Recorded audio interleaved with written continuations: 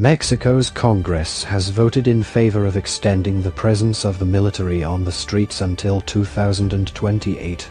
Troops have been carrying out public security duties for years as part of Mexico's war against drugs and the gangs which control their trade.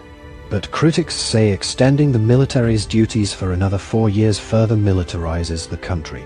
Rights groups say the militarization of police duties has led to human rights abuses and further violence.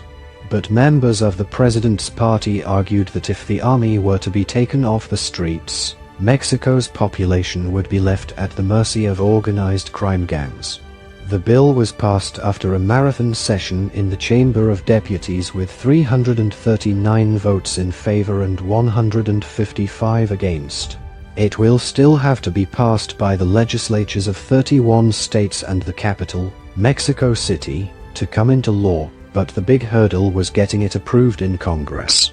The move has the backing of President Andrés Manuel López Obrador. Before coming to office, Mr. López Obrador was an opponent of having troops on the streets, and he campaigned on a promise to return them to their barracks.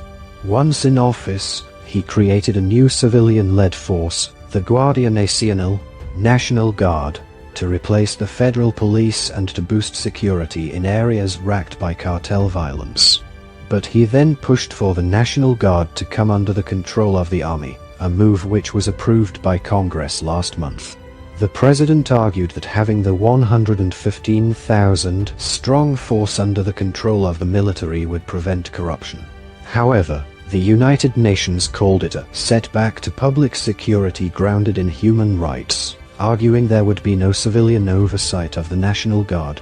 Members of Congress who voted against both bills accused the president of giving the military, which has been accused of widespread abuses, more power.